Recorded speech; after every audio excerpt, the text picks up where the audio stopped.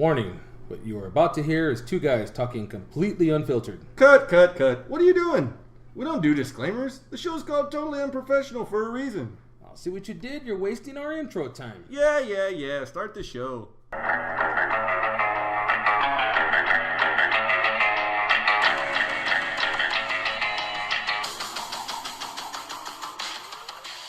So there's just like, everybody comes up with different, everybody threw in an idea, so. All right, we are back. We are episode 44. As everybody knows, I do not count. Like 44 Magnum. Yeah, not the one that I keep in my wallet, but yeah. you know. Yeah. I ain't gonna go with that one. Yeah. This is where we got to come up with the soundboard for our little sound bites, like Jim Rome has, where he just throws out those little ones. You know which one I was looking for today that I couldn't find? Because I just fucking dig it, and it's like an opportune one. Is Arnold Schwarzenegger saying, "Welcome to California." I love that sound. So my brother's here with us today. He's that's Julian Mejorado, of course. Hello. Younger brother, almost the same age gap as Justin and his brother.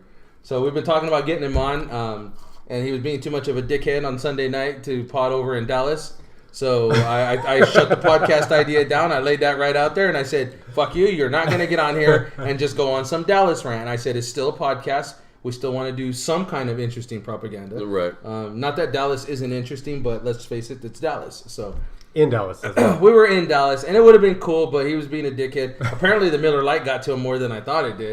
But I don't know. We got some interesting stories to come back. He said with that. they recast you for Debbie Does Dallas. Yeah, they did, and I failed it all. So the first three scenes, they kicked me out. So I was out. So my brother's here with us today. But I was looking for that soundbite and I couldn't find it. I was disappointed. I'm trying to figure out how the fuck Rum got it. But I guess if you go in there and you're really soundbiting legit, they pay guys to find that shit. Or you're cutting shit out of like maybe an interview or something. You're cutting shit. You're spending a lot. I spent a good. We're not gonna say how much time today while I was at work looking for some sound clips and shit, and it consumed some of my time and a couple other guys' time. You also got to remember though, they also got a lot of money to have a soundboard where they just put. That's what I'm saying. There's a sound, like I told him. We at some point we'll get a little bit more involved, but right now it's just a basic. It's recording, it's conversation. I'm not trying to promote, but Apple computers that have soundbites like such. They're not one of our sponsors, and we're on a budget. Oh, so okay. There is budgetary issues. If you are listening and you'd like to sponsor our soundboard, you can go ahead and shoot us a DM at totally_unprofessional on Instagram, or go ahead and leave us a comment with your number on our YouTube channel. We're still waiting for We'll get back to you. We're still waiting for that elusive first sponsor. Yeah. So I heard once you break the ice, it starts to fall like a windfall. So yes. Let's go ahead and go with that. So if you're interested, like Justin said, you can DM us on Instagram. But we are a podcast on a budget. So as long as if I can get the wife to sign off on it. Who knows? I don't know. We'll see. She is the CFO of this organization. So we're willing to listen to anybody. City Lights, we're Gold Diggers. And we'll go on site if we need to. Yes. So. Yes. Be careful. Be careful. I will not, especially after this weekend, endorse racial profiling. So I'm not going to go onto the KKK and take their money. Well, no. We're not. We're talking about businesses. Okay. We're not talking about in some aspects, organizations. Business, so, anyways, if you want to donate money to our cause, you're more than welcome to. But so we had Monday's podcast after I came back. He came when I got back. He got here about 20 minutes later, and we potted on Monday. Oh, you got home on time. Yeah, I got home on time. So I would know about that. So tell us a little bit about that. What happened there? No, we're going to save that for you. He can tell us why he was late, but that segment will be at the end. Okay, so here's what happened. Before you get started, I was on the plane, and somewhere mid-flight, I didn't put my phone in fucking airplane mode. Somewhere mid-flight, I got a voicemail from you that when you telling me, "Oh, guess what though? You're never going to fucking guess what happened." So go ahead, take it from there. I was livid. We got to the airport about 4 hours earlier than our shuttle was going to get us there. And I was not in the shuttle, because the shuttle was going to pick us up at 4. At 4:30. Oh, really? Because my plane departed at 5:50. Yeah. So, I mean, on the itinerary at 4:30. Yeah. So, we checked in. I have the ticket and everything. We checked in at 1:15. Yeah. It was early. 1:15 we checked in. We got the gates. You were one gate away from me. So, we walked around we ate, around, took the shuttle around, which is Dallas International. We're in the airport the whole time. We never left the airport. Dallas International is an amazing airport. Yeah. Huge airport. And we were just on one part of it. Yeah. So We were there for roughly 4.5 hours before we had to get to our gates just to check in. Yeah. So we get to my gate. My brother waits with me for a little bit. I'm like, all right, cool. And I was like, hey, Nano, we got about an hour. Let's take a trip around the whole airport on their transit system. Yeah, we jumped on the shuttle. Right. There's a train that goes inside the terminals. So we jump on that once, and I was like, hey, this is your gate. You get off. He's like, all right. So he gets off, give him a hug. I'm sitting down there. My flight left at, let's say, 6:40 or 6:20. They were supposed to board. 6:50 we were supposed to get out of there. Weren't you only like 15 minutes after me? You were supposed to go 15 minutes after me, right? Yeah. 15 minutes. So 6:20 was boarding, 6:50 was departure. 6 o'clock rolls around. There's a Chili's, I think it is, or TGI Fridays, right across from my gate. I'm like 5 yards away from my gate, the walkway away, because there's a bar right there. I'm having a beer or 5, whatever. And this guy's talking to me, and he was a Cowboys fan as well, coming in. I think he was from the Midwest somewhere. I can't remember. And he goes, hey, man, what time's your flight leave? 6:50. It's 6 o'clock. Yeah, I got time. Another beer. Okay, well, Manuel was flying back into Fresno. Where were you flying back into? I was flying back into San Diego. Okay. So 6:15 rolls around, and there's no line. Usually 5 minutes before boarding, there's a line. Right. 6:20 rolls around. I look at the guy next to me. He goes, hey, man, there's nobody even at the desk. I was like, oh, shit. I was like, okay, I'll play your game there, American Airlines. So we sit there, 6:30, 6:40, 6:45. I go up to the front, and I'm like, my flight was supposed to leave, and it's supposed to leave in 5 minutes. What's going on here? And they're like, oh, we switched that gate. Come on. You did what? We switched that gate. To what? To gate D. We were on C, and D was on the complete other Isn't side. Isn't that where I was? No, I was on A. That's right. I was on C, and the D was on the complete other side of the whole, and that's about a 15-minute train ride all around, all the way around. And I'm like, are you shitting me? And the guy just looked at me. He goes, we could try to get you on standby. I was like, no, you're going to get me on, and you better get me on, otherwise I'm going to be pissed. Well, here's your standby ticket. Grab the ticket. Go to D. I take the train all the way around. I was like, here's my... I said, you guys get me on. I was like, there's no ifs, ands, or buts. You got to get me on. I'm going to go home. Well, we'll try. I was like, So I email Fandever. And I still have the emails because I just got to reply on how they did overall. They blamed us for not taking the shuttle. Well, they blamed me for not taking the shuttle. And they're like, they got you there in plenty of time. And I said, I got there at 12:30. We checked in at 1:15. How much earlier do you want me to get there? You want us to wait in the lobby for 4.5 hours? Well, that's the whole lobby was for, and there's nothing to do in the lobby but drink. Yeah, anyways. And that's why we left, because we didn't notice it until like midday Saturday. I go, hey, did you notice this? And he said, what? I said, our checkout time from the hotel was 12, and our planes didn't leave till, mine was 5:50, his was a little after. 6:20. They weren't going to shuttle us till 4:30. Mm-hmm. And I'm thinking in my head, okay, let's assume we did take the shuttle. One little bump in TSA or maybe a long line somewhere, and we're fucking... He would have missed for sure. Yeah. Maybe me, but he would have missed for sure. Because the airport ended up being... The Uber took, 20 minutes to get to the airport? I mean, I'm getting to the airport at fucking maybe 5. It's close. And then trying to get through TSA. I mean, but shit. The worst part How is TSA in that airport?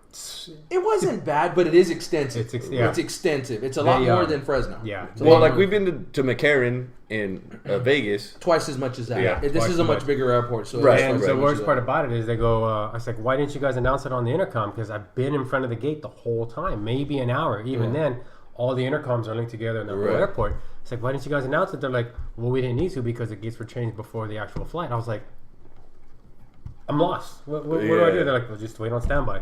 So needless to say, there was a TGI Fridays across from there. Had about another beer or 4, 5, whatever. Finally got on, and they bumped me up to business class. And I was like, no, whoever you bump back, keep in business class. I said, I'll go to the back, get me by the restroom so I can go take a piss because I know I was going to have to after all the beer I drank. Right. So they just left me in my seat, got me in the very back, and that flight wasn't even full.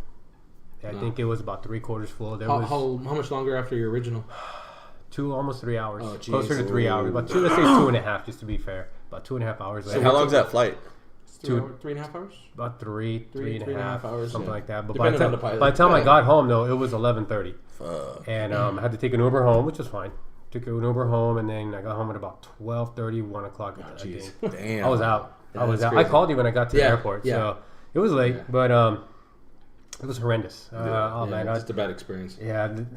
So we'll go. And we'll get more into that later. We'll get more into that later. So we flew into Dallas for the Cowboys-Bengals game, which we set up, months ago. As soon as the schedule came out. That day. Yeah, I called him up and I said, hey, did you see the schedule? They're in Dallas. And we've been talking about going to Dallas or Cincinnati to watch a game forever. So I called him up. I said, hey, what do you think about going? He's like, you know what? Let's go. I was like, all right, let's go. So he set it up through Fandever, and they took care of everything from the plane flight, which the logistics in that was different because he was going out of San Diego and I was coming out of Fresno. And they did a great job planning the logistics. Overall, it was a good experience. You know, aside from that little lag time we had at the hotel, it was a decent experience because for the money we paid, I think it was a far better experience. Even if we would have paid half of that or 3/4 of that, I think we wouldn't have had a good of a time because you had to continue to pay things as you were going. Well, so I ran into while I was waiting at my gate, I met some ironically Cowboy fans. Of course. I was talking to them because they're on the Fresno flight. So I was like, where'd you guys fly in from? He's like, Madera. I was like, oh, cool. So I started talking with them. So they booked their flights like months in advance. Their flight was the most expensive, and then they ended up buying like $70 or $80 tickets. They were way up top. He said they did their trip for about $700. That's what I was saying. You could probably do it around $6 because now we know about the $29 tickets which are at Cowboy far. Stadium. Anywhere in that stadium. I mean, your first time doing anything, you probably want it to be a little bit better. But, I mean, really, we were talking about maybe going back next year just to watch a random game. Right. You can do the $29 standing room ticket and stand in the Miller Lite or the Dr. Pepper Pavilion. Yep. So I told him, and he said, okay, I'll book it. And he calls me like an hour later. Okay, it's booked. I was like, oh, shit. Okay, fine. So we meet up. We fly out. We flew out Saturday morning. Yep. We arrived in Dallas about 15 minutes apart. Not even that. By the time I got off, he just got to the carousel with the with the luggage rest. Yeah. So we got they shuttled us back, and what did we do after that? We went and ate. Yeah. Well, we ate right there in the hotel. Oh, very disappointed in the BLT. Mediocre food. Yeah, it wasn't too bad. For it being a 4.5-star hotel, I was you would have very thought the food was a lot better. I was better off staying in a Best Western. I thought. Well, and you know what? We talked about it afterwards. If that wasn't a free upgrade, then we wouldn't have taken it. I wouldn't have taken it. We wouldn't have upgraded because it wasn't. It didn't stand out. No. The breakfast was good, but you could have gotten that at like a Hampton. That 4-star was more of the ambiance type thing, is what it seemed like. Definitely. Yeah. So because you walked in, it was damned, and there was already a wedding there when we walked in. There was a lot of stuff going on. So we got out there and we ate, and we were kind of chilling because our tour wasn't. I don't think they picked us up till like 2:30, something like that. And they bussed us over to the stadium, and we took our tour. And I keep telling everybody, I have all the pictures, and I've been showing people pictures off and on. And I keep telling people, man, I can explain this to you and I can describe it and show you pictures, but it really does that stadium no freaking justice. A lot of my friends in San Diego, a lot of the kids, friends, parents, a lot of them are different fans. And one of them is from Phoenix, and he was there when they built the Phoenix stadium. The Arizona, yeah. And him and I were bullshitting day before yesterday. He goes, hey, you went to Dallas? I was like, yeah. He goes, how was it? I was like, I can tell you, just like you said. I can tell you, but you know what? Until you go there, words will do it no justice. You got to get in there. Even from a couple of miles away, even from the flight, it's amazing. That's all I can really say. Amazing. Yeah. So I'll send Justin some pictures to put up of some of the stuff I have with like the screen view. He's already seen them. But that was just awesome. We got to go through the. Although it didn't go as well as he had hoped. Well, we get through the tour. My brother has a friend that lives there in Dallas. Ruben Garcia, man, good guy. Garcia. Retired Marine as well, like my brother. Owns a little car shop over there. He picked us up after the tour. We were able to go to Walmart. Little shout out to my brothers Nino, Jimmy Moreno. He told us, don't buy anything in the pro shop. There's a Walmart right across the street. And boy, was he right. It sells the same stuff, and it's like 1/3 of the price. People will say, oh, no, it's Walmart. It's Walmart. No. It's pro shop equipment. Yeah. About half the price. At least half. Some of the stuff was cheaper. More. And for the record, Walmart's not one of our sponsors. Walmart? Not yet. And they even had popcorn holders. Yeah. From the littlest things for party supplies to, they even had, what I thought was cool, they actually had a big ass row of Bengal stuff. Yeah, that's where I picked up my hat. A lot of good Bengal stuff. I did pick up my hat. I was surprised. There. Yeah, so we went over there. Then Ruben takes us. We went to hang out with him at his shop. Took us back to his pad. We had the best Texas barbecue probably ever. Oh man, that guy. I was sitting there.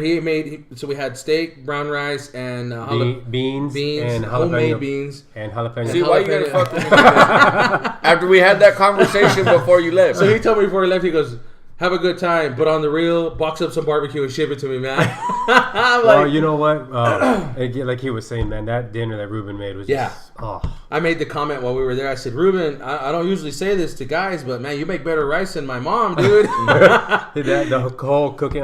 If we would have went to a different restaurant, if we would have went to a restaurant or somewhere, we probably would have paid $200 for both of us. Well, and I'm sure we could have found something that tasted good, but you know what, man? Homeboy hooked us up. He cooked the steaks for us.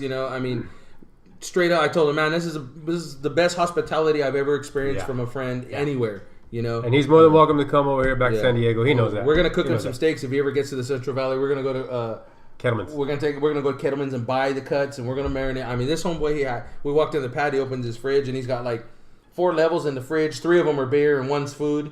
You know, so he showed you his meat. So when he comes out here, you're gonna show him him my your meat. meat. I'm gonna show him girl. I'm gonna show him the California meat. Here we go.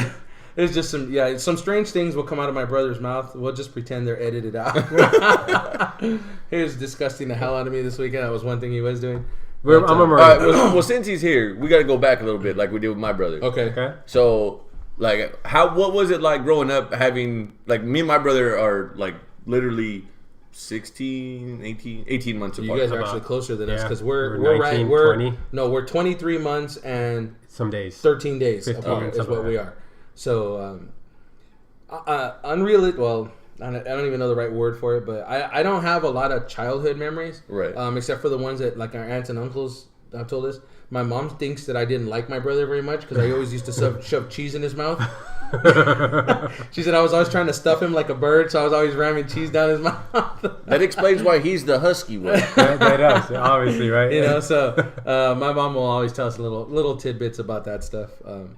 We pretty much, I mean, I would say we grew up together. There was 9 years, almost 10 before my sister came along. We got a younger sister, and she's 10 years younger than I am. But there was, you know, it's part of the fight that we have with our mom. She has all the pictures from when we were kids before my sister was born. But she won't cough them up. I would say she refuses to put them out or what? She won't cough them out. She says, these are going to your sisters. And it's like, man, she wasn't even a thought at that time. How are you going to give her all the art? We say it's our stuff because if it came down to it, we'd cut it in half. You know, but so we've had to make cameo appearances on my mom's pad and steal a picture here and a picture there.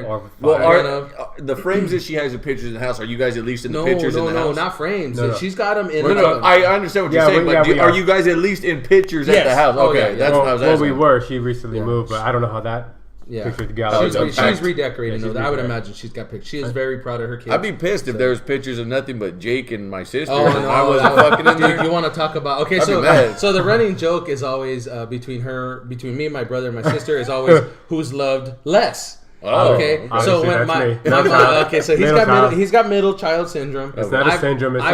That makes 2 of us. Right, I've got the nobody gives a shit about me because I'm the responsible older one and I'm supposed to be this and that. And everybody loves Stephanie. And then Stephanie's the baby, so everybody. So there's always this running thing going around. So anytime my mom will post, like my mom and my sister do a lot of things together.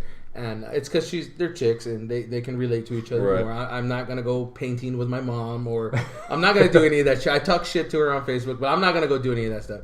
But the last one, she put on there, it was a picture of her and my sister painting at some expo or something in Fresno.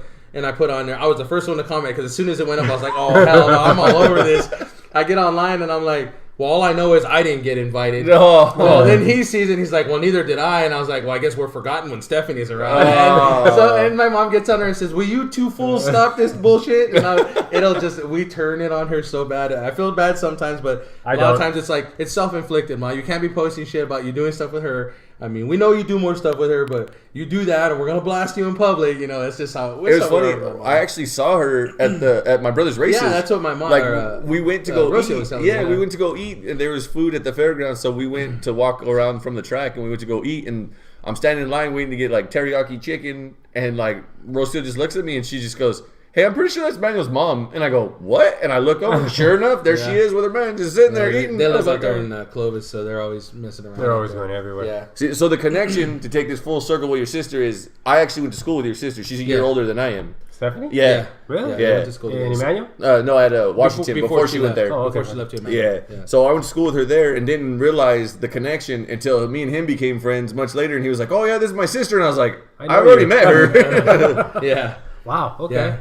That's funny. It's funny how, that's to say, if you're in Dinuba or the surrounding areas, there's a chance that you either dated somebody's sister or know somebody's sister or know their brother. I still don't know anybody in Oceanside. Yeah, sure. Well, that's what I'm saying. It's like you're in a bigger area now, so we always come around. It always circles like that. But so I don't have a whole lot of childhood memories anymore. I don't know why. Maybe I blacked out for half of my childhood. I don't know.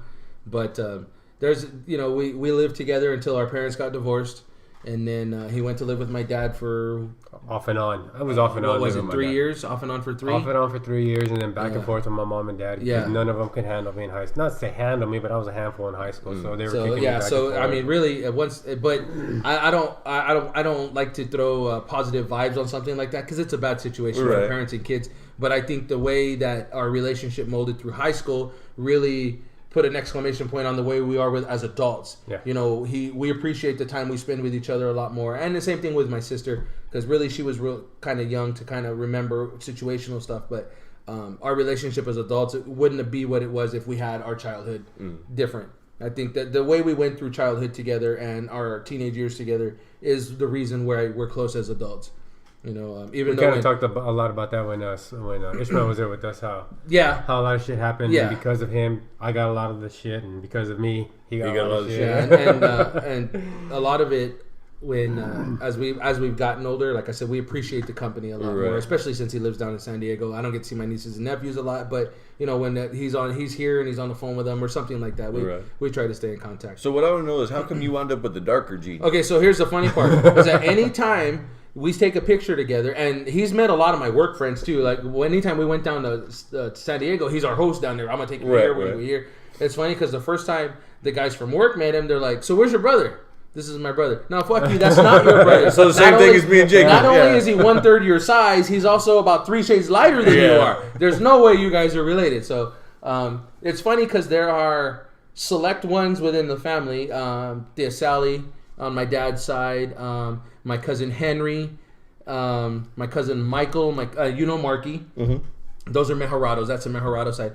We came out dark. There was a small handful of us that came out dark. Ironically, the ones with the Puerto Rican blood on my mom's side, nobody's dark but me. I am the only one. I'm running all the cousins through my head. You know what? Everybody's tall on my mom's side. Everybody's tall, but nobody's dark. Yeah. Nobody came out dark skinned. So that's my little brother. Yeah, he was showing me pictures. He was telling me about motocross. Yeah. Okay. Yeah. So ironically, on the Puerto Rican side, I'm the only dark one that looks like I belong on the Caribbean side of Puerto Rico. You know, but in the Mejerado side, which is the deep Mexican side, they're the ones that came out with an occasional dark one here and there, whether it was a grandchild or one of the direct siblings. Yeah, because Mike's part. Mikey's part Italian. But Mikey is my cousin, my older cousin, the oldest cousin in the group, which is Henry. He's pretty and dark. then Marky, you've met Marky. Well, Marky and his sister actually came out dark. Yeah. So yeah. Speaking of him, have you talked to him lately? I have not talked to Marky lately. I think he posted on social media because I saw it. Motherfucker just won $1,000 off a scratcher. On a fucking scratcher. This is $50 times 20. I put that. I saw that this morning, and I was like, "You motherfucker!" I texted him the same thing. I go, "Motherfucker, how much was the ticket?" Oh, there's a free ticket off of a $10 one. He's got some good luck on them scratchers. He would debate that, but he would debate the luck. He says he's still not back in the black yet. Oh, he's not in the black yet, so that's what Marky would tell you. So. Never mind that. Yeah, that's what he would throw around. So, for those of you who don't remember, my brother is a retired Marine as well. Served us proudly for 18 years. Roughly 17 and a half, 18. Received his full discharge. Is being compensated fairly. Is that an accurate statement?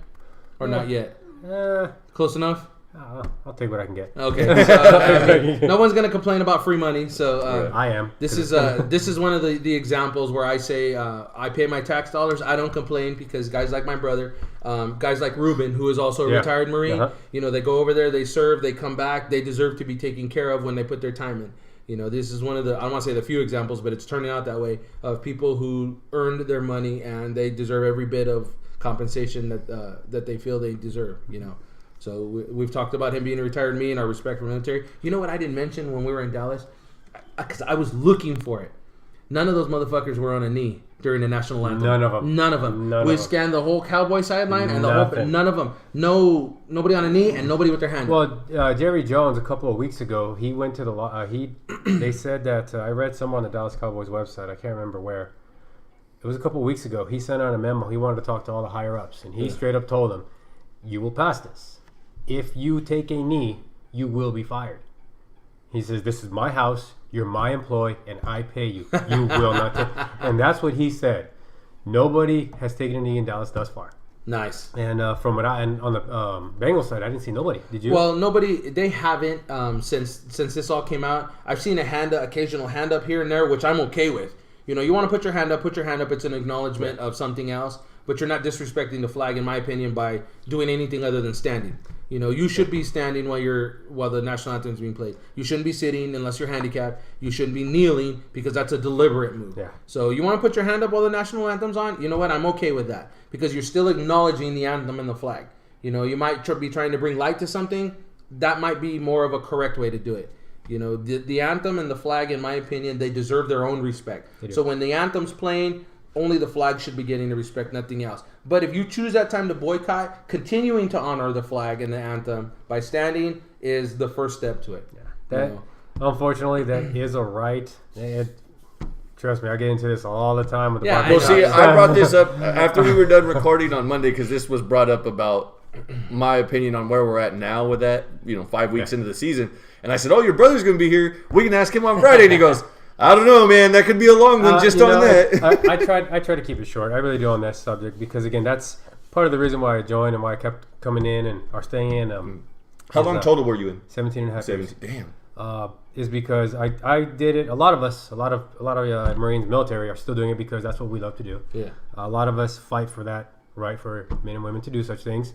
But then again, in my opinion, as high profile of these players are and as much as they get paid, there should be another way for them to protest. That's what I would hope for them to do. But again, that's their right to. So you're damned if you're doing, you're damned if you don't. But even then, you know what? That is their right. Yeah. I wish that they would find another way to do that. But if not, that's what I fought for. And that's what Justin talked a little bit about that on Monday. Was that where was this motherfucker at before he had this platform? Exactly. He hasn't been helping or doing anything or raising light to anything. Where is he when it's not Sunday and the cameras are on? Exactly. Yeah. So, and that's what a lot of my friends at the barbershop, Junior's Barbershop in San Marcos, thanks Fella Junior for all the haircuts.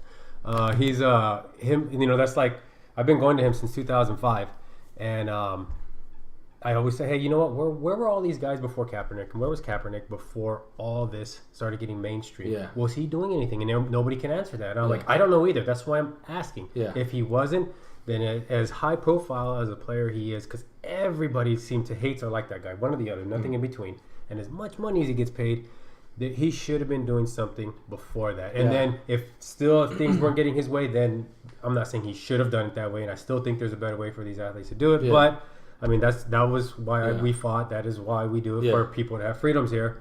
I wish they would change their ways, but hey, damn if you do, damn if you don't. Actually it's a popular opinion with a lot of vets. Yeah. That's why I do that. I do that for the freedom to do that. Mm-hmm.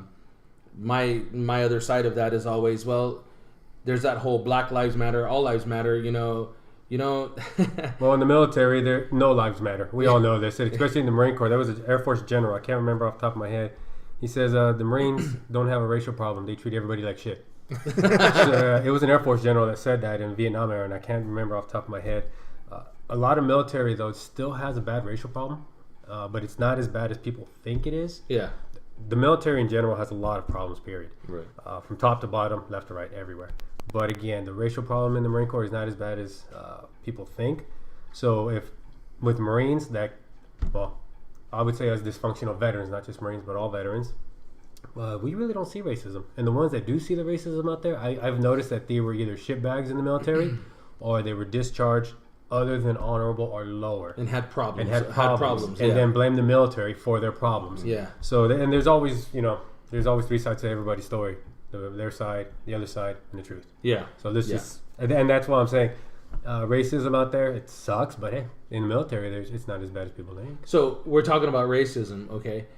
You got a yellow card in Dallas. Yes, we saved this story for today. I specifically, we discussed it because we were flipping through pictures, and I go, no, this is a story my brother has to tell because I wasn't there for really any of your part.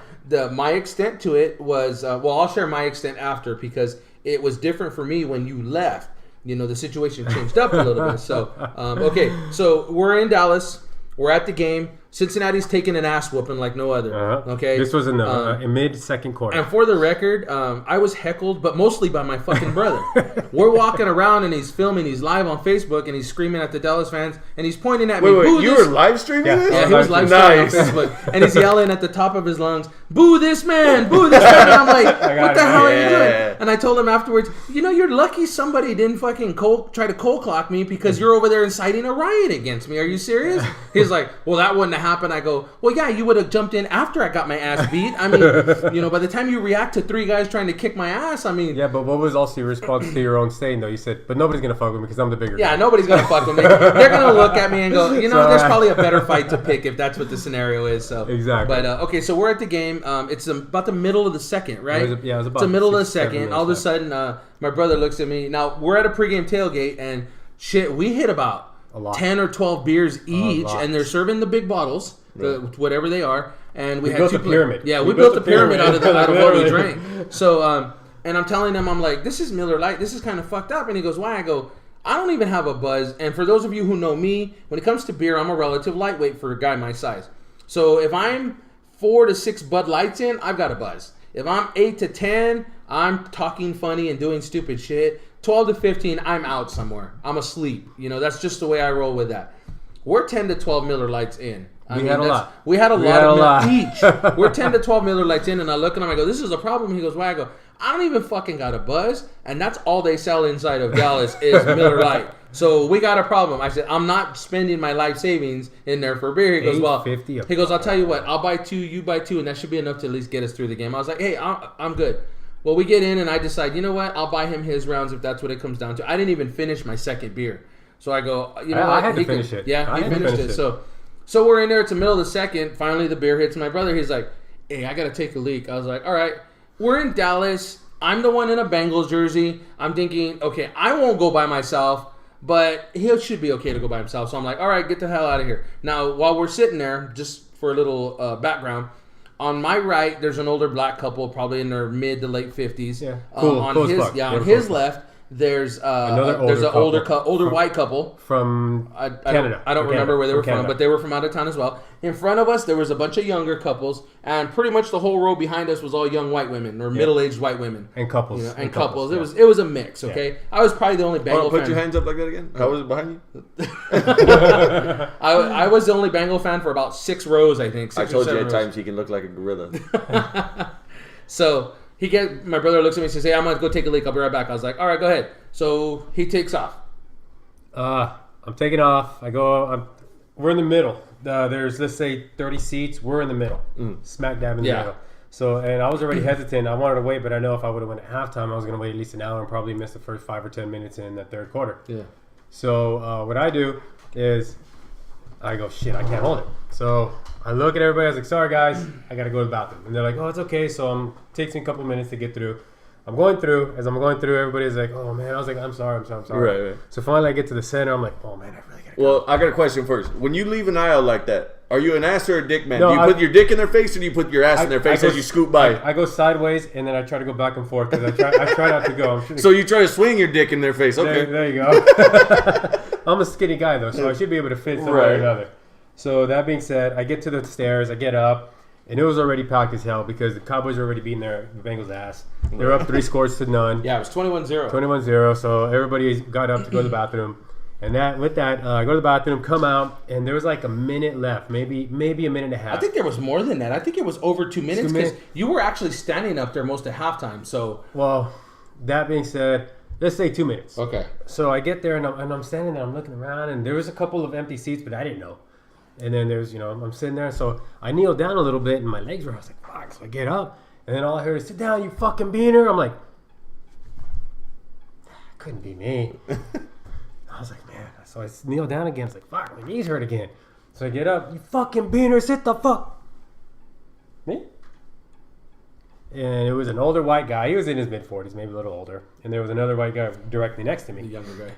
He wasn't younger, about my age. Okay. Let's say we'll go around there. And then there was another old man. He's in his 50s, 60s, 2 back. And he goes, "You better fucking sit your ass down, beaner." And I said, "Motherfucker, I'll fuck you up."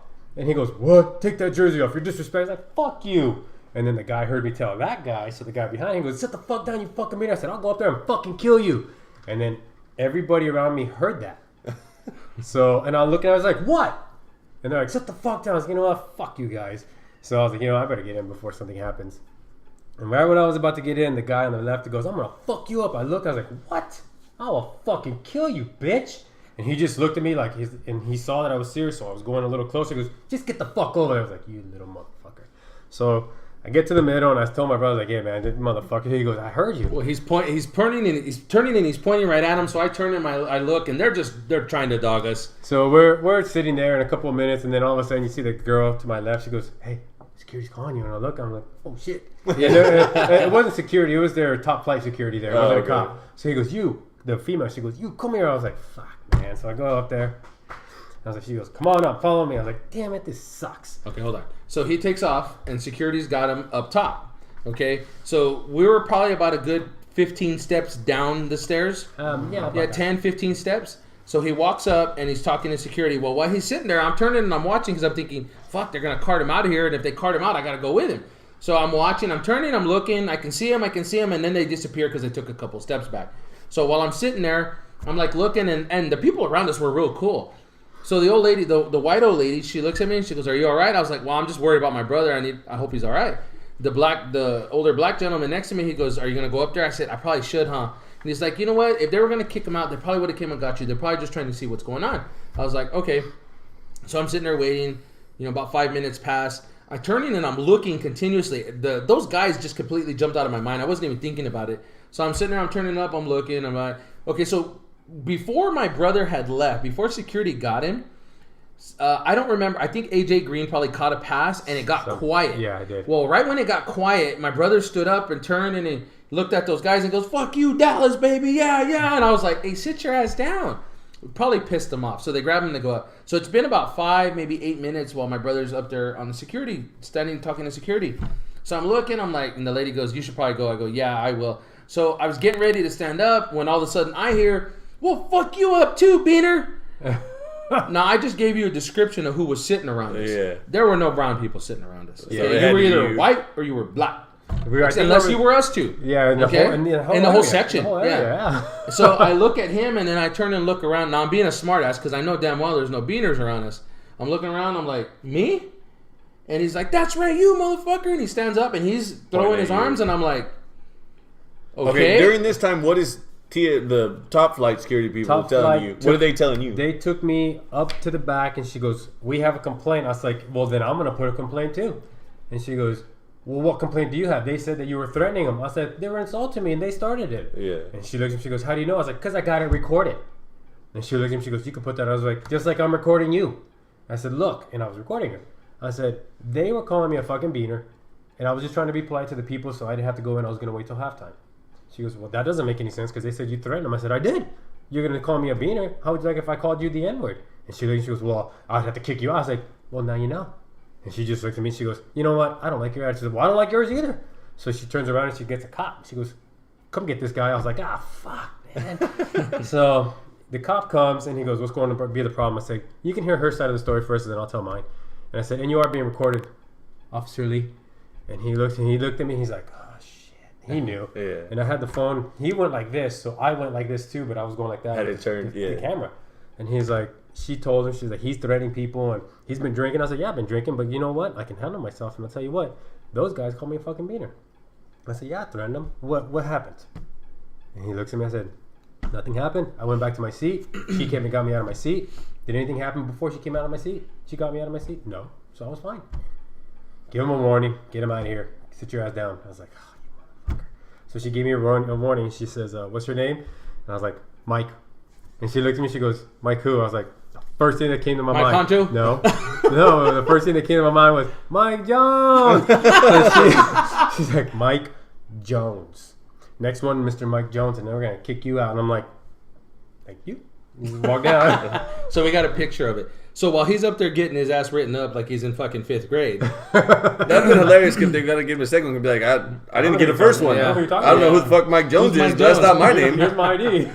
Those guys were yelling at me, calling me shit. So the third time they did it, I looked at them and I said, you're talking to me? And, they stand up. Yeah, we're talking to you, you fucking beaner. So I thought, okay, it's time to stand up and it's time to, do the peacock thing and see if I need to, if I need to make a show out of this. So I stand up and I turn and I start walking towards him. Well, the white old lady, she's like, no, it's not worth it. I said, it's okay, I got this. So I'm walking towards them and they went, oh shit. So they turn around and wave and the security guard runs down. And they're like, he's threatening us. And I was like, excuse me? You're here to fight. And I was like, I want to take a piss. And he looks at me and goes, where are you going? I said, I want to take a piss. Do I need permission to take a piss? He was going to come to fight with us. I go, why would I want to fight with you? Well, you're just causing problems. And I looked at the people. I said, was I causing problems? And they're like, no. I said, I sit 9 rows that way. I had to walk this way to walk up the stairs to go pee. And they looked at me and they're like, you're just going to take a leak? I said, I was. It doesn't sound like I can now. I'll go back to my seat. So I turned to walk back to my seat. And everybody's just kind of got a smirk on their face like, you smart son of a bitch. So I sit down and I look and the security guard takes off and I blow a kiss at him. Well, right as I do that, my brother's running down. I got a warning. I was proud of that thing, man. That was funny. That was pretty funny. Well, when I was walking back down, I looked at the old man, the older one, and I looked at him and I was like, fuck you bitch. And I looked at the guy to my left. When I was looking down, I said, you're a fucker. And then the younger guy, he looked at me. I said, what are you going to do? And I looked at him and I said, you think that I give a fuck? And he looks at me and he just like turned around. I was like, fuck you guys. So I just walked in and I was telling him, I got a warning. Now that I'm thinking about it, knowing the fucking bad gas we had from the food, we probably should have prop dusted them. That would have been hilarious. You know what I got for you? Just blowing it right at him. Of course, that would have affected the greater area, though. Yeah. So. I can't take my brother nowhere, I swear. That's why you can't do nice things. I can't. That's why so we can't so have the Dallas fan gets a fucking warning in Dallas, not the Bengals fan. Everywhere I've been. Well, to be fair, with that ass whooping, you should have sat there and been quiet. Well, I was. I pretty much had my head down the whole fucking game. It was ridiculous. We have a picture. I put up a meme. I don't think I showed it to you. Did I show it to you? I'm not sure. The one of the girls behind me screaming at me. I mean, it's pretty funny. I got it right here. I got heckled. I got heckled because we were getting our ass whooped. And then it didn't help. My brother's instigating everybody around us. Right. So I took a picture like in the middle when I have my head down, and the girls behind us saw, and they're like, "This is supposed to be." He wrote it. I don't have the meme. Oh, jeez. But yeah. The meme says when your Bengals don't show up in Dallas. Oh, jeez. There it is. Yeah, he did that. Yeah. Funny. So. That's the game was pretty much terrible the whole way through. It was never closed. They got 2 garbage. He asked me, we're going to have a shutout? I get, no, they'll score 2 garbage touchdowns. He goes, how do you know? I said, because you guys are going to go soft defense and he'll chew them apart. And that's the way the end of these games work. We're up by 4 scores. Let's just not let them score 4. There was a small instance where they had the ball with about 8 minutes left in the fourth. It was 14 points. And you thought maybe they would score again. But, I mean, really, they didn't have anything that day for Dallas. They didn't show up. And that was supposed to be Dallas's biggest challenge. It was. According to all the commentators and all the professionals out there and all the everybody who quote unquote mattered. That was supposed to be Dallas's toughest challenge. Offense, defense. Yeah, we still don't know if Dak's going to be able to beat a defense yet because nobody's bothered to try stopping Ezekiel Elliott.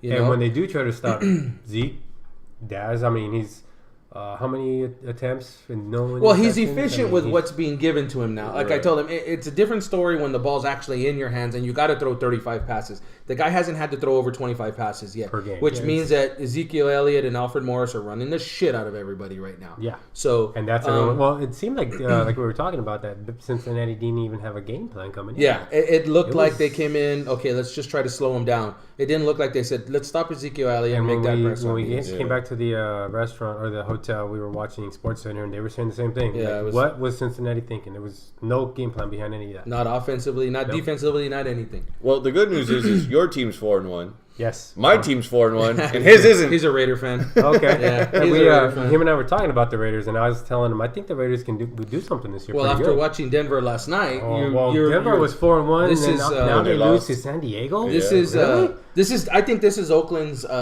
year to win that division. Well, and I called that before you go back to the podcast. You said it was a coin flip between Denver and Oakland. I did. And it still is technically because they're only 4-2 and Oakland's 4-1. If you want to play technicalities, no, because Denver's 4-2 and we're 4-1. Yeah. You haven't won shit yet, though. You better be careful. I've seen teams go on a 12-game losing I'm not streak. saying that crown them now. I'm just saying, but if we're going off today, I'll go on a limb and say crown Oakland now because I think that they can win legitimately their division and make it to the AFC Championship. We still got to find out if they're gonna be able to win in crunch time. You know what? They've won some close games where they've had to dig where they haven't had to before. And that shows. So it shows that they can. They're just the staff is gonna have to be able to prove that when they need that play, they're gonna come up with the play. I would have told you before last week. I think when they did that 2-point conversion, they needed to play. They came up with the play with that 2-point conversion to win the game. That's Del Rio's. That's Del Rio's balls. That's Del Rio going. But even then, though, I think as much money they put in front of Carr to protect them, as many tools as Carr has to play with, their defense is pretty damn solid. Top 5, I think, fifth or sixth defense. I don't know because the first 2 weeks they gave up 1,000 yards in the first 2 games. But since Carl Joseph has started at strong safety, they've won. Okay, then let's say one of the top 10 defenses in the league in the NFL. I think it's their year to take the AFC. I don't know about the AFC. I'll give them the West. I think it's you still have to get by a pissed off New England team right now that looks. Oh, which reminds me, get ready for that ass whooping this weekend. Oh yeah. Okay, so here, I'm gonna make a bold fan prediction. Cincinnati's gonna win this game by a touchdown. Nope. No. Oh no, not on paper. No. Not the common sense. Tom Brady played Cleveland last week. I'm without trying, threw for 400 yards. I'm gonna tell you right now, AJ's gonna have 12 for a $190. Even though this will kill Pac-Man Jones will not stop Chris Hogan. You know what? I think Cincinnati's defense looked a little weak against Dallas, considering it was Dallas and they didn't have a game plan. And as strong as New England's offense has been, even without I'll do you one better. Where's this game at again? It's in New England. Yeah. I say New England by 14. I don't know. I like that. I'm liking 14. Sure, I bet you that's a popular assumption. 14 is a good number. When we do podcast on Monday, I'm gonna be telling you guys will be the eat a big bowl of dick segment because that's what I'm gonna be telling all the fucking New England fans come Monday. Of course, as luck would have it, I'm probably going to be huddled under the couch Sunday afternoon, taking another ass whooping for the second straight week. That's probably most likely what's gonna happen. But when I sat down the other day and I thought, okay. So they go to Dallas and they lay a fucking egg.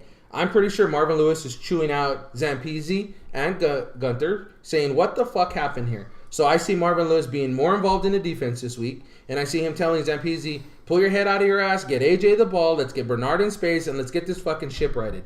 They're using the same playbook that Hugh Jackson had. He's just not as inventive a play caller as Hugh Jackson was. I didn't like Hugh Jackson either, but then again, I haven't liked an offensive coordinator since Chad Johnson was gone.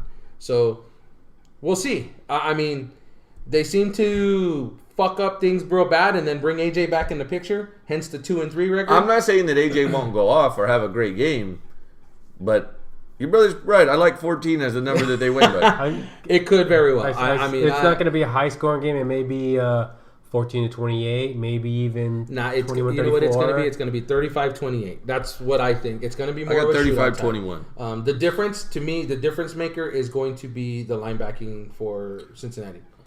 I'm betting that because they run the dual running backs, neither one of them get going, and AJ has to carry the team again, and it's not enough. We'll see. I took Hill out of the starting lineup this week. You did? I did take him out. How bad did that hurt? It hurt me a lot. I know It that. didn't hurt me. It doesn't hurt because when I'm looking at my fantasy, as much as I want to play my players, he's someone that I had to pull off because it wasn't his first week where he did that. It was the second week in a row. Yeah. So you look at it and you go, all right, dude, you were supposed to be a producer, so I took him out and I put Willie Snead in instead. You know, because Snead gets his targets. And to be fair, I would like to see Martellus Bennett get those 2 touchdowns. No, I would like to see Gronk. I have Gronk. And he could have one in 100 yards, he did last week. He didn't have a touchdown. He had 5 catches for 105. 6 for 105 yards. Yeah. No touchdowns. And Bennett had how many touchdowns? He had 3. Son of a bitch. Yeah, he had 3 touchdowns last week. I'm not selfish. You can have one. I'll only take 2. And you can have the 100 yards. Remember, I was telling you about that. Watch, Bennett's going to catch a lot of touchdowns because he's the Aaron Hernandez of this equation. Without killing anybody. Did you read the New England report this morning? No, Gronk, today. If Gronk doesn't play this weekend, Gronk said he's going to try to take off at least 6 to 8 weeks. Really? Oh, wow. And coach said that if he does take that much time, he's just going to give him the rest of the year off so he can come back healthy next year. Good luck that was with this morning. Yeah. That was this morning. Wow. And Gronk was my number fucking 2 pick in the fantasy, you bitch. I didn't see that one. I'll have to look for that. Gronk, Hill, and Newton. And all 3 of them have started off fucking hurt. See, that's where you got no brains. Hill shouldn't have been a top 3. No. He was not he's a 4th or 5th round. I'm going to see Cam Newton in person if he stays healthy. I'm going to the Oakland, Carolina game. Has he been cleared yet for this? Yes, he's starting against the Saints. That was announced today. He was cleared this morning. Okay, that should be an interesting game. That'll be a shootout type. Their offense just hasn't shown anything in the last couple of weeks, even with Cam in there. It's been kind of absentee. Well, then again, they weren't really running what they were supposed to run. They weren't running that option where Cam can take it most of the time. Well, sure they were. No, that's what kept fucking him up. That first two games he took some hits. What fucked him up was that one hit when he went to dive and he didn't fucking dive right, and then they went up underneath the chin strap. Boom! Yeah, right, so we had 2 oh shit moments at the Cincinnati game. Yeah. Right? Yeah. Or, one of them was a what the fuck and the other one was a oh shit. The what the fuck moment, Jason Witten stiff arm on Duron Smith. That was amazing. That was Sports Center material right there. He's walking, he was like, get off me, bitch. I'm going to the end zone. Like nothing. It would look like a man playing football with a fucking boy. It straight up looked like that. It's like he didn't even try. He just goes. Yeah, I mean, it didn't even look like a hard stiff arm. It was more like a swat. It was like, get the hell off me. And then the second one, Dak Prescott thought for some reason it was a good idea to run into fucking Vontaze Burfict. Bad move. And he just leveled. And then it was funny because Burfict kind of stood there like, we might be losing, but I just punked your ass, bitch. Welcome to the NFL, rookie. And we heard it. It was on our side of the field. He hit, and the whole stadium goes, ooh! I mean, it was like one of those moments where you went, oh shit, is that happening? But Zeke got up, and I'm like, oh, that wasn't a good hit. Yeah, he got up, and I was like, I'm sure we were both saying, oh man, Garrett's chewing his ass when he goes back to the sideline. Run the fuck out of bounds. What are you thinking? So, are you like him? Or are you more of a boxing fan than an MMA fan? Oh yeah, definitely. Oh, okay. Definitely. Well, did you see the MMA news this week? I did not. Which part? Ronda Rousey's coming back. Yes. December 30th. Now Cyborg's calling her out on her Instagram. Yes, she has been for a minute. The problem is the catch weight. That's the problem. Yeah, that's what's the weight difference? 20-some pounds? The bantamweight, which Rousey was the champion and is fighting at again, is 135.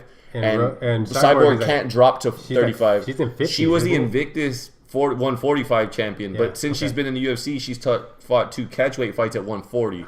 But they've documented her weight cut, and it's literally brutal. They have her on birth control during this weight cut to help with that. Yeah. Oh shit! Like, it's ridiculous. So there's no way she'll be at 130. They've already openly said like there's not a chance in hell. Ronda will come up to 145. Yeah, it doesn't make sense for her. She'll get her ass. So she gets Nunes at 207 on December 30th. Okay, that should be a decent fight.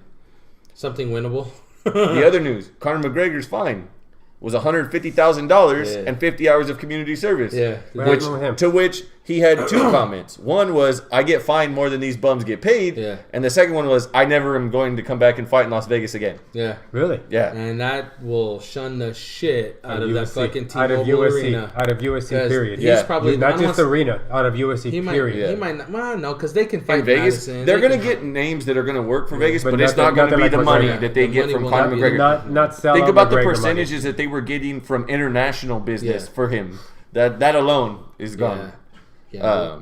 And then again, in Vegas and NFL news, the CEO of MGM and several other hotel people, Steve Wynn, who owns the Wynn Casino, they went ahead and gave numbers on what it looks like that they're going to look forward to if this gets done for the Raiders to be moved to Vegas. I don't think any NFL team belongs in Vegas. That's too tempting. He's a big conspiracy theorist and thinks that the influence of Vegas will be able to fix games. That's too much temptation. I mean, it's you want to say no, but look at Pete Rose.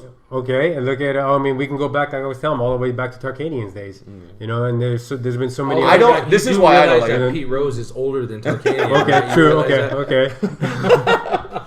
I say that because not for the fact of fixed games and stuff like that, but for the fact of it's an NFL team and these guys have enough fucking problems staying out of trouble. You're gonna throw them in Vegas, and now you're gonna put them in the biggest city that you can get in the most trouble in. Exactly. That's what I'm saying. I don't think the problem. Now, with that said, I saw the renderings of the stadium. It looks fucking ridiculous. Yeah. Like it's all renderings right now look ridiculous nowadays because you're spending 1 billion on every stadium. They got a model though. Everybody's modeling what Jerry Jones did right now. If you're building a new stadium, it's going to have some kind of remnants of Cowboy Stadium. Because you know what? Oh, man. I would like to see U.S. Bank.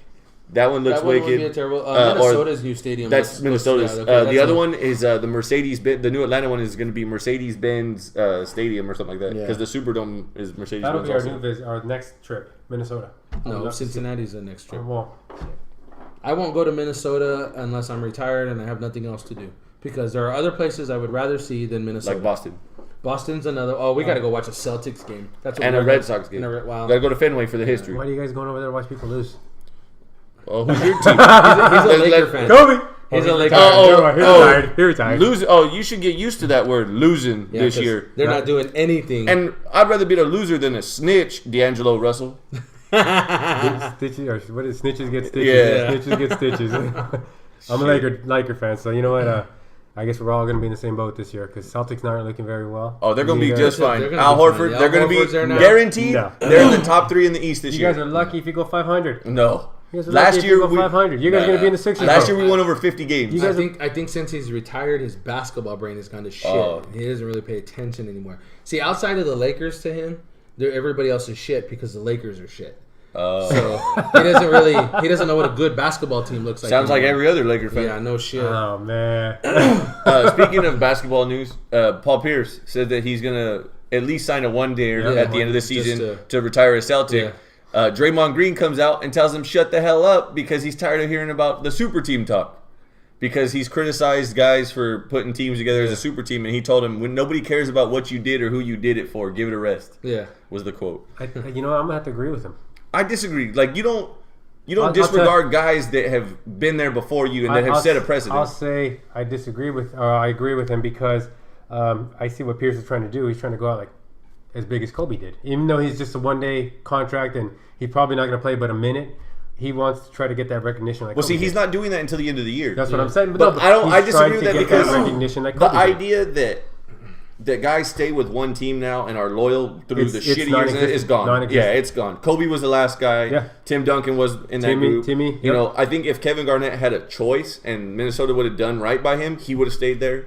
But they weren't willing to do that. But Kobe and Tim Duncan were the last two guys that you're going to see ever do that, in my opinion.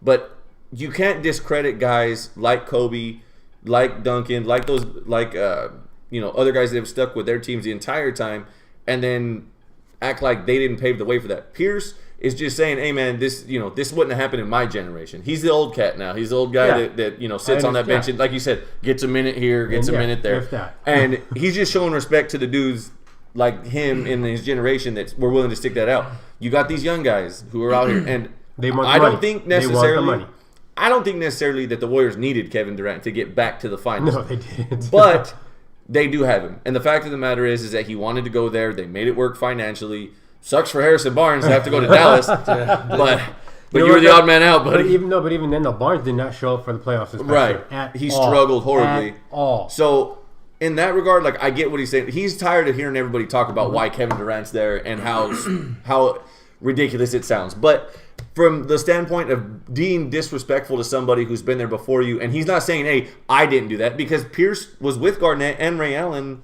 in Boston. So I mean, he's not saying, "Hey, you guys aren't doing what I was doing." He's just saying, "Yo, this wouldn't have happened back in the day when I came in the league." And I think that's where it's misinterpreted or misunderstood. I think it is a lot as well. That's why I was thinking, you know what, I agreed with Green, but after that, okay, I'll play your game and go a little bit on Pierce's side. I do respect Pierce, though. Like you said, he was he's the old man on the block now. So Kobe, he's one of the old men. Yeah. You still have freaking Vince Carter still in there. Is he still playing?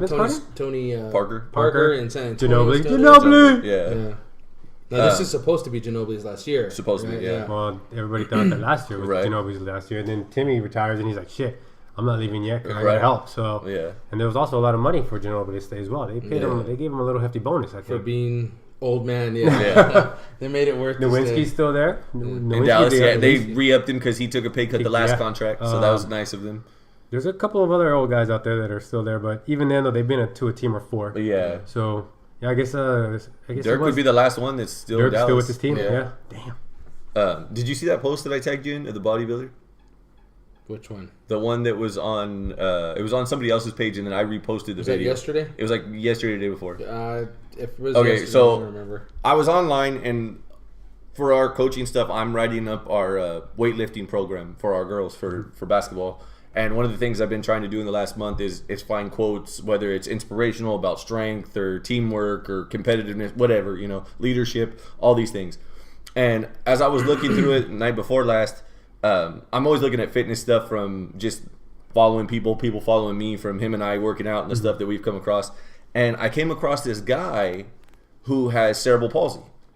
Okay, I saw that. Yeah. So this guy, His name is Steve Alexi. He was born with cerebral palsy. I think I've seen that where he's a bodybuilder now, and he's working. He's going through his poses and stuff. Yeah, and he's like, he's fighting it. Yeah. I saw that. Yeah, I saw that as well. So the deal is that when I saw this, I kind of thought like, okay, like this is kind of cool. Like, what's this all about? What it was at the beginning of September, there was a bodybuilding competition that he partook in, and as I started looking at like people's posting videos about him and his page and stuff like that. What it is this guy was born with cerebral palsy. For those of you who listen to the show and don't know exactly how you attain cerebral palsy or how you wind up with it, or even what it is, it's a cluster of issues that are bundled together that they call that disorder. And it usually starts from some sort of brain injury as a child. And what it does is it confuses the message that you get from your brain to your muscles. It can be just your arms, it can be just your legs, or it can actually like full on be your whole body, including your face. Mm-hmm. So it can cause problems to talk, paralysis, smile, face, the whole nine. And this guy has the whole nine. And I guess he came into this gym, and a guy that was there that owned the gym had saw him, and he started talking to him a little bit. Told the guy, what do you want to do? He said, I want to get into this bodybuilding competition, and I want to prep for it and all this stuff. And so they started working out, and this was years ago when they started this. And so as I started doing a little bit looking up on what cerebral palsy is and what that means, it became more apparent as how crazy and inspirational this dude has been. Because for those of you who don't understand how bodybuilding competitions work, you wear what is essentially a Speedo on stage to show off your muscle definition. You're covered in bronzer to show off your muscles. That's paint. Yeah, it's a browning paint. And you weight cut essentially towards the end to a point where your skin is sucked to your muscles, so that way you can show them off as much as possible. Yep. Yeah. And you have to hit certain poses to show off your back, to show off your shoulders, to show off your arms, show off your legs. Well, if you have full-blown, the whole 9 version of cerebral palsy, you have a hard time doing simple tasks like standing still. Even talking. Yes, talking is a struggle. Your arms will uncontrollably move, or it seems that you walk funny because you can't walk in a straight line because your muscles have to fight this problem. And the more I watched this guy, the more I wanted to know, and the more I wanted to know about him. Well, come to find out, this guy's been in a lot of competitions, and this one just happened to be a bigger competition. If you go to his Instagram, he has an Instagram page, and they have a picture of a desk, and the dude's got like 7 fucking trophies, and they range anywhere from 3rd place to 1st place in these trophies. The video that I found was a gentleman reposting the video from a competition. The guy himself, Steve Alexi, did not post the video of him hitting these poses. A bunch of people in the audience took videos and put them up on YouTube and put them up on social media. And this guy just happened to find somebody that had it and reposted it. And the message that he put was, don't get this twisted. It's not about inspiration. It's not about him trying to bring light to himself. It's about the fact of having no fear and the confidence that this man exudes by walking out on this stage and hitting every one of these fucking poses. And then it goes on to talk about how the opinion of sheep don't matter to the lion, and along those lines. And it was a pretty lengthy message. But as I read it, I was like, fuck, man, like, I got to see this. I got to watch this whole video. And like I said, it's on Instagram, so it's only a minute long. And the lady, he walks out on stage, he gets there, and like we said, the muscle issues that he has, the spasms and all those things, they go into such a hard form that as he's trying to hit him, like, he's trying to just grab his hands to go behind his back, and his hands won't connect because he's trying to grab him. Finally, he gets a hold of his hand to stop, and this motherfucker is jacked. He's fucking jacked. And just to see that was a big deal. And so I started looking him up on YouTube, and I was like, there's got to be more stuff on this guy. There's not. No, he doesn't post it. So what it is if you just Google him, there's a bunch of local news videos and stuff of him. But that's it. And that's it. There's nothing of him at other competitions. So what I did was I started looking at his Instagram page, and what happens is that his trainer does the talking for him in his Instagram videos. So like they show him doing a back exercise one day where he's on the ground doing what's the equivalent of like a cable row on the ground, but the cable's lifted. So he's going straight into back, right? And it shows him doing it. And then the guy goes, oh, this is one of the exercises that Steve does. We just want to show you guys what he does. And he goes, Steve, you got anything to say to your fans? And he goes, that's 200 pounds right there. Oh, shit. And he said, and it's kind of hard because, like we said, it's hard to just talk. And so you can hear what he says, but it's kind of hard to understand. And he said he's lifting the house. That's 200 pounds right there. So as I looked for this dude and looked at his articles, the video has gone viral and hit over 30 million views. Oh my God. And he's gotten that much views. Well, what they started to do was they said, okay, if we're getting this much attention from him just doing something that he wanted to do, let's use it in a positive way and bring awareness to cerebral palsy. So what they started doing, much to the chagrin of a lot of people, the ice bucket challenge was something that they started that went viral, and they were like, how many people are actually donating to this shit rather than just dumping a bucket of ice on their head? This guy doesn't want money.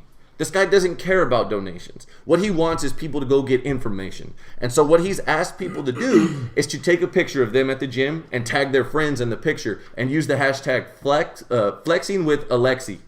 And you tag your friends and then hashtag cerebral palsy awareness. There's no donation. There's no money. It's all about being informational and bringing light to this subject. Yeah. And it was wicked. And so as I told this to the girls last night, I said, some of you guys come in here, and as teenage kids do, men and women, come in, and you're so scared of trying to make a team or trying to be fit in school. You're trying to be confident. There's nothing cooler. And I've said this on this show before. I've said this to you many times. There is nothing more badass and cool than being yourself and not apologizing for it. Yeah. And this dude was a great example of that. And so that's, what I told him. I said, do you think that this guy worries about how many people went to him and said, you're not going to be able to do this? Like, I don't care if you can do some of these exercises. You're not going to be jacked enough to compete. I'm sure you're not going to you're not going to be in a category with regular people that don't have disabilities. Mm-hmm. And the quote from Steve Alexi himself is, I have a disability, but I'm not disabled. Yeah. And that was huge. So as I looked at him, I found another guy named Stevie Z. Have you ever heard of this guy? No. Stevie Z is another guy that has cerebral palsy, and they found that there's, I don't want to say medicine, but they found a type of, I guess it would be a type of medicine that it helps take away the muscle spasms. So it slows down the twitching and the problems with the messages. This dude, same thing. He has the full-blown thing, but he's a little more understandable because of the medicine that he takes, and his insurance covered the medicine. So when he gets in there, he goes, right? Same thing. Well, this dude is different because he only wanted to compete to give it a shot. They now have an award that's named after him that's the most inspirational award. And they showed this dude going to the grocery store, picking up the 35 cases of water, dropping them in the car, doing all the same shit that people do. Yeah. And when I saw that, I thought, man, for all the negativity and all the shit that we see in the news and all the shit that we see that people want to say that, oh, I'm offended by this, get in my circle and stand up and lobby with me. These two guys and it was one of those moments for me where what we do is a lot of times it's not about money. We've said that. But a lot of times we have to find that place where we have to remotivate ourselves, whether it's in coaching, whether it's at home, whether it's in the gym, wherever. Yeah. These two guys made me go, for all the bitching you want to do about your shit, why are you worried about all that? These guys are stepping up and doing something that people told them for years no. Steve Alexi actually said at the competition, I would like to see the doctor that told my mom I'll never make 10. So that way I could show him these trophies. Yeah. that shit to me was more powerful than anything they're showing on the local news, than any bullshit they're talking about on CNN or Fox News about the election and the fucking debates. These two guys, it's not even brand new news. Like, we're talking a month ago with Steve Alexi and even longer with Stevie Z. These two guys were something for me personally that went, you know what? There's still good shit out there. Yeah. If you're just looking for it, there's still good shit out there. So I thought that was interesting. That's why I asked if you had seen it, because I figured if you saw something like that, you're the way I am. Hey, let me see a little bit more about what's going on here. Yeah. So yeah, definitely. So there you go. There's a what to look for me is look up Steve Alexi and also Stevie Z. So from one positive note to a lighter note, let's go into the new segment. So this is our new segment. This is You Can Eat a Big Bowl of Dick. Sausages and buns. I mean, it was fine. It's not like anyone writes home and says, oh, God, I had the best tip. Say hello to my little friend. Your hand, you son of a bitch. So that was my first crack at a sound bit leading into this You Can Eat a Big Bowl of Dick. So we had Monday, which was Justin's experience at the Cheesecake Factory. They're eating their big bowls of dick as we speak. So our eat a big bowl of dick today is going to be brought in by our guest, Julian. Okay, American Airlines, you can eat a big bowl of dicks. Next time, use your fucking intercoms and let people know that the gate has changed. So eat a bowl of dicks, American Airlines. They did minimal to accommodate. They did nothing. They did nothing to accommodate their own screw up. They did nothing to fix the situation other than hand a standby ticket, which anybody could have fucking done. There was no apology. There was no maybe we should give them some money back. So they can eat a big bowl of dick until we find someone who can eat their own big bowl of dick. Fair enough. And I'm sure we can. I'm There's sure we always can find somebody somebody. eating a big bowl of dick. So once again, if we're looking for a sponsor, Oscar Mayer, we're willing to sponsor this segment by you. We'll even play the old Oscar Mayer song. Ballpark Franks. Am I missing anybody here? Nathan's Hot Dogs. Sausages. Fuck, Wiener Schnitzel. Yeah, how about If we can somehow get this message out, let them know that we're more than willing to use them as a sponsor for our Eat Big Bowl of Dick segment. So, all right. Well, this has been a special edition, of course, because my brother was here. That's right. Thank you for having me, guys. It's Brotherly Love, the Manuel version. Yeah, Brotherly Love Part 2.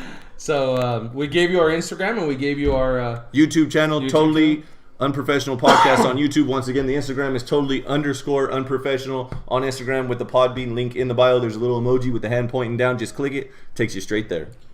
Me and my brother are off to watch Mr. Jalen Cropper of Sanger High do his thing. He had a Player of the Week in the Valley last week. Yeah, offensive Player of the Week. There was an offensive, defense, and then an all around. Yes. Okay. He was given an Offensive Player of the Week last week. He tore shit up against Bullard last week. 2 touchdowns, 150 yards on 4 carries. Yeah, it was ridiculous. Go figure. So and the kid's a sophomore. Yeah, he's kicking some ass. So we're gonna go watch him play. They're playing Edison. Tonight. Yes, it'll be a good one. So they're saying that's a preview for the D2 final. So we'll see. That should be interesting. So Sweet. We're gonna head out. Well, there. on that note, thanks for being on the show, and thank you for your service. We don't often have an opportunity to say that face to face, so we don't. We appreciate once again, it. Thanks for having me, guys, and again, thanks for the support. No problem. All right. Until next time. I'm Justin. I'm Manuel. And we've been Totally Unprofessional.